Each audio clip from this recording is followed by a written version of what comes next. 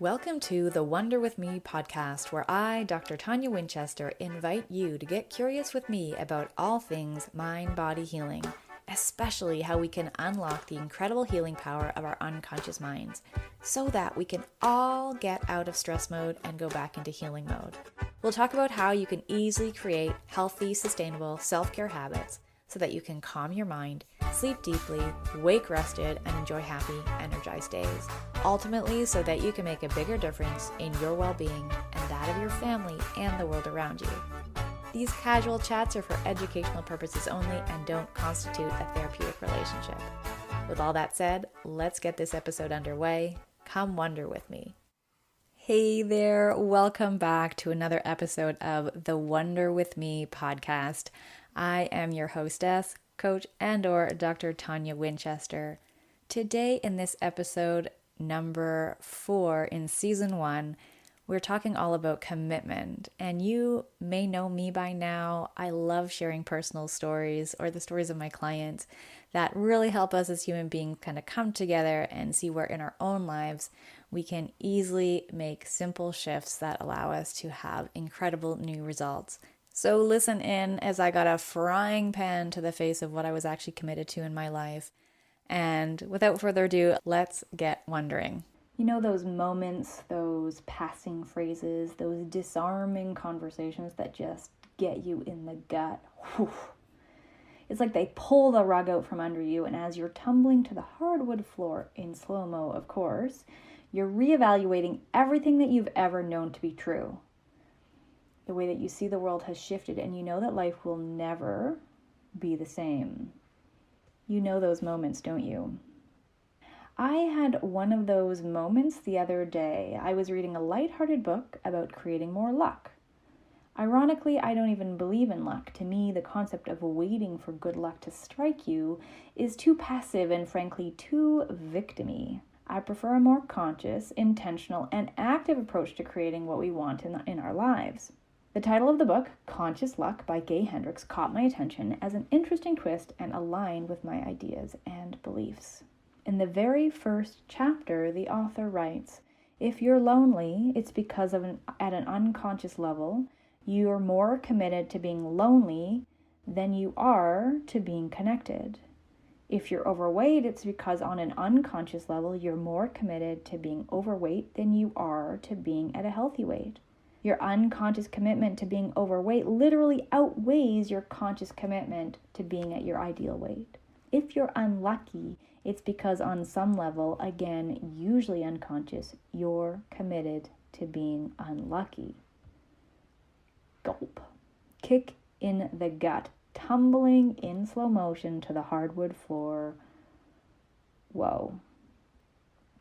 And I know this. I talk about this with my clients. I tell them all about how in their coaching breakthrough will require them to be 100% committed to this process and to the tasking assignments that I give them. I share with them that if a pilot is leaving Vancouver and is only 99% committed to landing on the runway in Hawaii, that she'll land 75 meters away from it.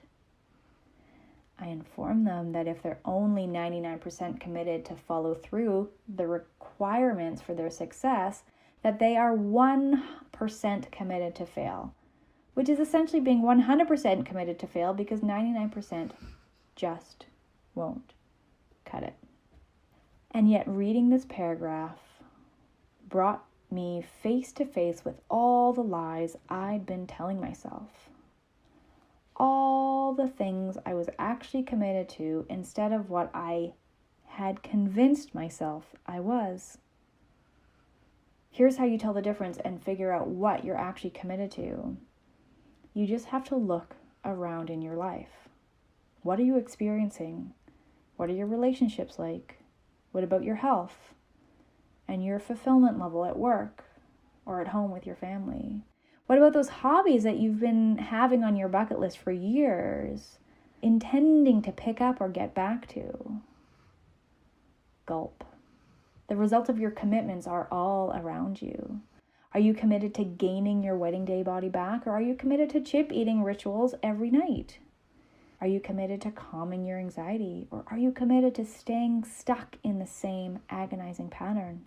The day you commit to what you actually want instead of complaining about what you have, which is what you've unconsciously committed to, is the day your relationships, your health, and your life changes.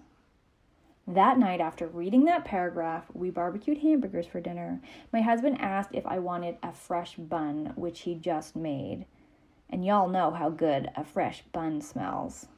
No, thank you, I politely said. I'm going to just put the patty on a salad, I told him.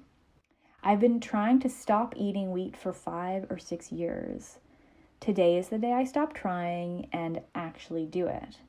Then we had a Yoda tutorial where I totally butchered the voice, but not the quote, and he, line by line, schooled me in the proper intonation, inflection, and Yoda-ness. I'm not going to do that for you right now. That's an aside. But his quote is, "Do or do not, there is no try." I committed to skipping wheat that night, and the next day, and the day after that, like someone in recovery, one day at a time. And the other cold, hard truth about commitments is just that. You can't just make them once and expect to be successful. Sometimes the first commitment is the easiest part. The trickier part is recommitting to your new choice every minute, moment, day, and opportunity. Anyone who has spent decades in a loving relationship will tell you this. Saying your vows on your wedding day was just the beginning. You have to commit to what you want over and over and over again, and this is what will ultimately allow you to create it in your life. Now, the kicker is, if you have a deeper belief, also unconscious, something that you're not even aware of, about why you can't commit to the thing. For example, maybe deep in your unconscious you believe that you're not worthy, or you don't deserve what you want, or good things only happen to other people. Those under the surface beliefs, I call them lurkers, will block you from being able to make that commitment to yourself. So we need to clear those beliefs out of your unconscious mind and reprogram it with new self-affirming beliefs. And that's exactly what I do with my clients during their personal breakthroughs. Clearing negative emotional experiences and beliefs is one of the 3 requisites of change, and it has to be the first step in transforming your life. More on that topic in a future post or audio. For now, look around at what you're experiencing in your life and ask yourself, what am I committed to? To your joy and energy, this is Coach Tonia Winchester, brain-based transformational guide, vitality coach, certified NLP and timeline practitioner, helping everyday women create exceptional lives by clearing their past and creating compelling futures. Hey, thanks for wondering with me today. If you've got something good out of this, then please forward this episode along to the people who you know could benefit. Be sure to subscribe, and if you're really keen, you leaving us a rating and review helps us to help more people, so thank you in advance for that. If you're wanting more insights about how you can leverage the power of your unconscious mind to go back into healing mode, head on over to ToniaWinchester.com, where you'll find my book, Breakthrough the Insomnia Cycle, and other helpful ideas. Thanks again, and we'll connect on the next episode of the Wonder With Me podcast. In the meantime, may you choose to make all of your dreams come true.